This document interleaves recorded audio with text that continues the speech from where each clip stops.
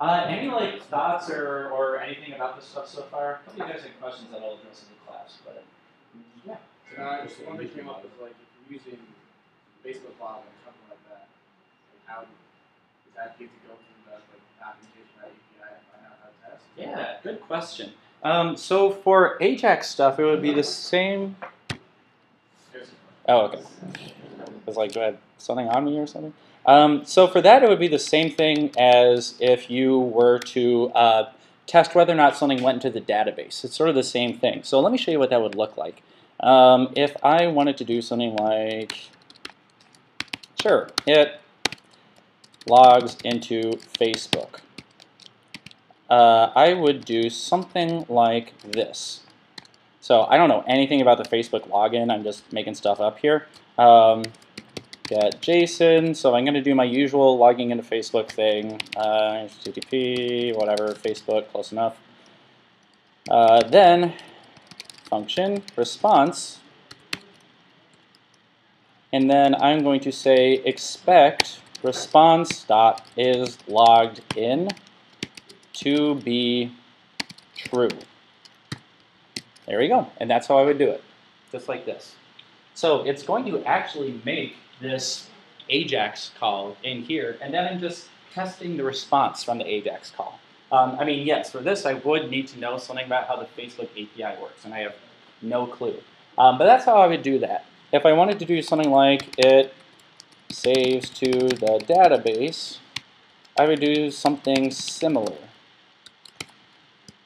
So I'd do like var Olaf equals new snowman, Olaf. And then if we were using Mongo, I would do something like olaf.save.then response and like expect response.id to be defined. I might do it that way. It's not necessarily the right way, but it's one way of doing it. So, but the important thing is that I'm making another asynchronous call. So I'm saving it, and then I'm testing what comes back from having saved it. I'm testing what comes back from the database. That's what's going on there. And I have to do it asynchronously, or else it's not going to work. If I don't have this .then in there, and I just do something like var response equals that, then it's never going to work, because this stuff is just like any other JavaScript. It happens virtually instantly. At any rate, faster than the database can do anything. And so I always need to make sure that this is being tested after that request has been completed and I've actually gotten a response back. So like with that, if I was testing the validation of my models, I could just say Olaf equals new snowman, and I don't name something like that, or whatever. Yeah. And then I would want it not.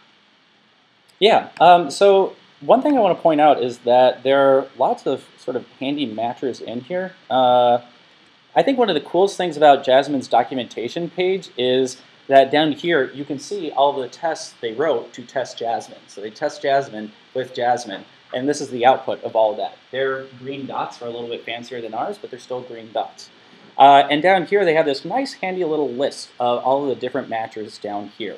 So for something like that, a validation like that, I might do something like new snowman, Olaf, and then, let's see, like if I was expecting that to throw an error, maybe, I could do something like,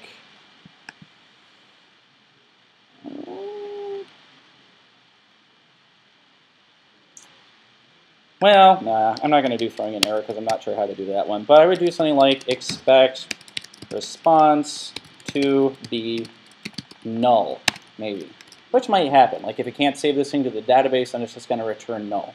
So this is a way. This would be a way of testing the validation. Yeah. For Mongo, we were doing something where we were getting error in prompts, we were doing error from docs. Oh yeah. I forgot about that. Error. The reason it's called. No, sorry, that's a really good point. I always get this mixed up with other ORMs. In Mongo, you always want to have 2 arguments in here. If you just have one, it's just going to be the error, and that's not really what you want. So you would want to do something like this. You want to have 2 if you're going to test the response. And it doesn't have to be called docs. The only reason we call it docs is because stuff in Mongo are called documents, which I think is confusing, but hey, I didn't write it. But yeah, I forgot about that. Mongo gives you errors. That's handy. So I could do something like expect error. So if this is successful, I could expect error not to be defined. That is, I would expect to not get an error back from the database. I could do it this way. Lots of different ways to kill a cat here. Skin a cat, sorry, which is so much better. Andrew?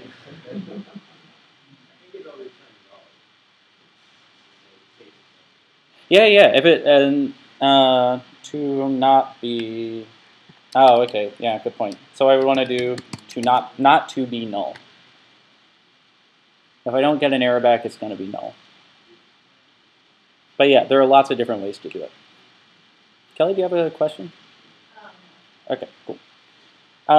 So there's like doing asynchronous stuff. The other thing I want to show is in Ruby, in order to test the class of something, it was really easy. You could just do like expect 12.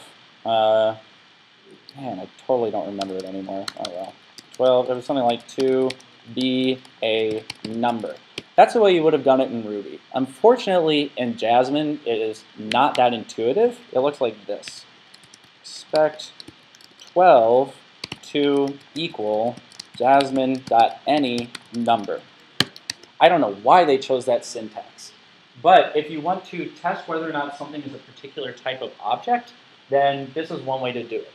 Expect to equal any number. Yeah, I don't really understand why, but that's how that works. Yeah? That number would be any constructor. Say what? That number would be the constructor that you're testing. Yeah. Yeah. Any snowman. Yep.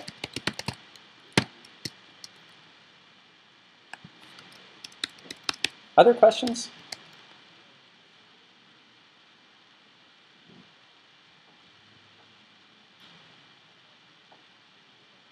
All right. So the last thing I want to go over is just drying up my code a little bit. So let's see. Let me get this back so it's all correct.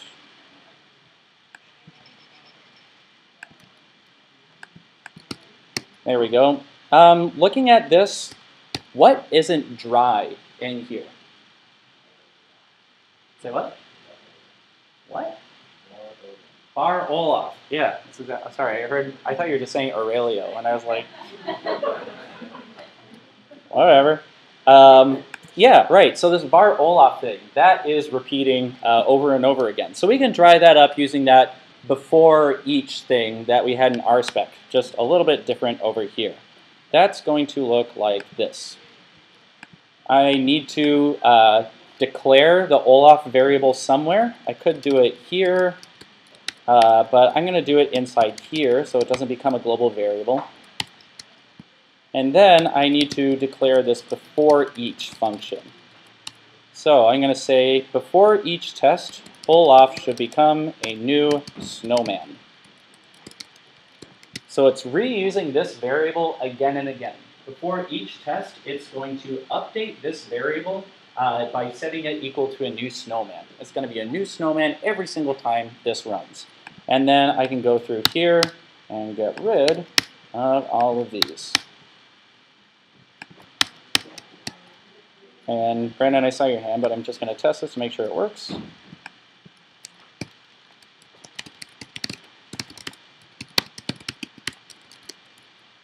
All right, Jasmine node spec. Oh, I still have my bagel spec in there. I should get rid of that.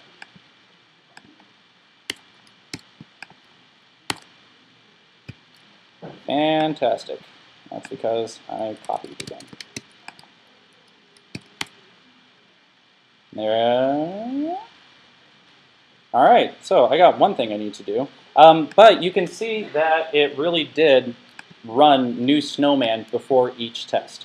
I see 4 hi there, I'm Olaf's, and there are 4 different tests in here. So it ran that before each one.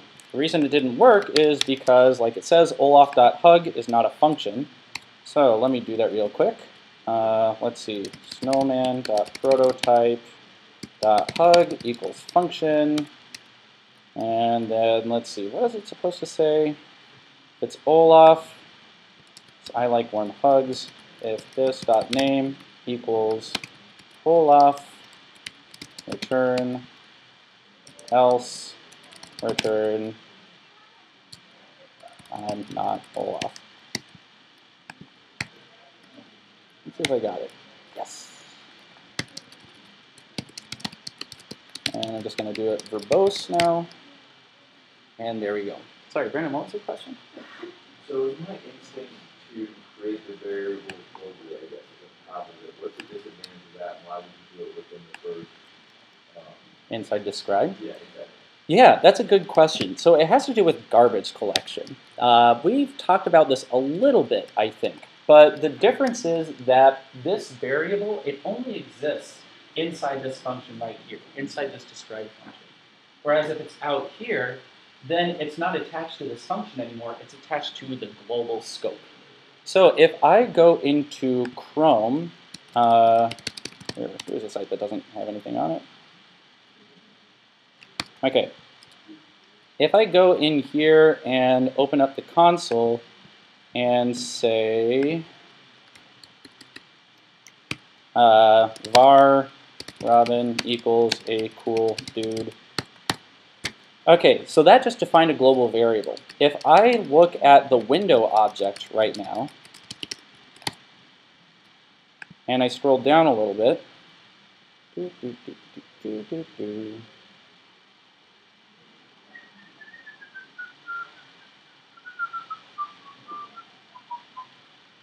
there we go. Ah, there it is, Robin. So I just attached Robin to window, which is like the highest level object in there. And that's going to exist as long as window exists, which is as long as I'm on this page. When you do it in Node, it gets attached to sort of the entire Node app itself. So as long as that app runs, Olaf is going to exist. And for a tiny app like this, it doesn't really matter. But if you end up with a whole bunch of global variables, it's going to seriously slow down your app. So putting it in here, it's only going to exist as long as this function is running. Does that make sense? Yeah. Cool. Yep. Adobe Illustrator, you can make JavaScripts for Illustrator, and I did that before to do some like 3D modeling stuff. And it was going so slowly, and I was like, what is this about? And it's because I wrote my JavaScript really poorly, and I was just writing global variables all over the place. And Illustrator has really poor memory management, so it was seriously slowing it down. As soon as I wrapped everything inside a nice, tidy little function, it went just like that. Browsers are much more memory efficient, so you wouldn't notice it as much here or in Node, but it's still there. Okay, Samir. So if you had using a different before each is the reason why you have to describe.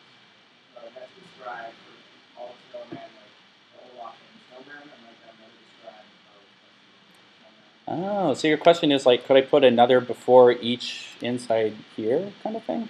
Yeah, well, or basically like what I group, let's make it more dry, like everything that needed. Like there, you need Olaf as well. Oh, yeah, and you also need Frosty. So what I could do here is I could do a before each inside here. Whoops. Let's see. I'm only using Frosty inside here, so I could put Frosty up here, but I can also put him in here since I'm not doing anything with Frosty outside of this function. And I can say Frosty equals new snowman Frosty. And now I don't need that anymore. Say what? I still have Olaf as well. Yeah, so here, let me put this console log back in here. I'm name, and then I'll run that. There we go. So I got 4 Olafs and 1 Frosty. Yeah, so that Frosty just ran once, but this before each It's one way to think of it is it's going to run before each thing to the right of it. So anything indented at the same level or to the right of this, it's going to run for that. So, the only way to make it only run for Yeah. If I didn't want this before each to run in here, I would put this inside of describe off by itself. Other questions?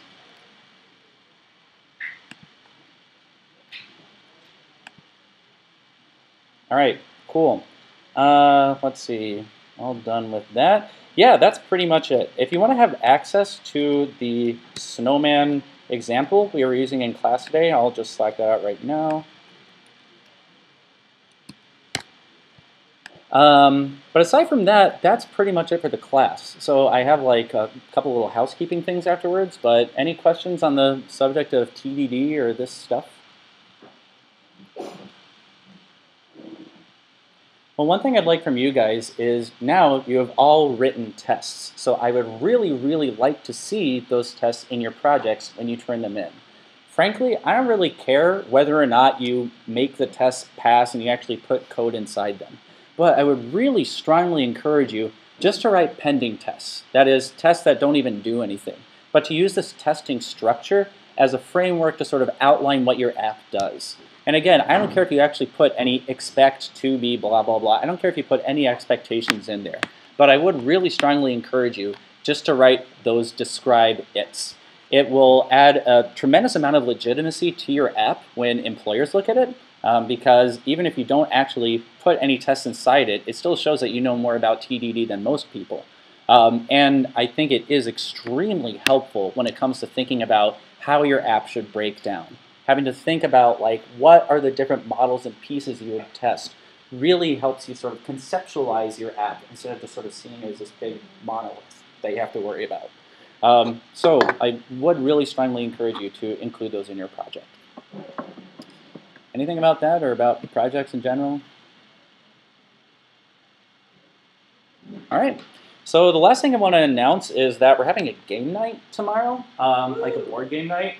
I'm going to bring Cards Against Humanity, I think, and I don't know, we'll see what else is here. But yeah, please come. It'll be fun. I have a link for it. Actually, Andy, would you mind slacking up the link for the sign-up form?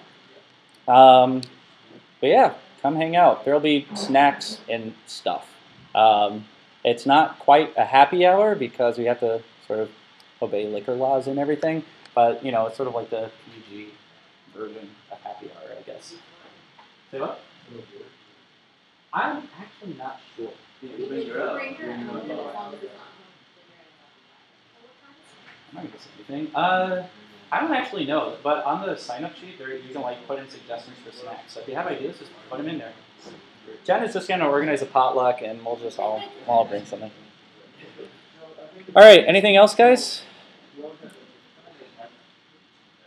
Okay, that's all I got. So we can call class done, I guess. Thank you, guys.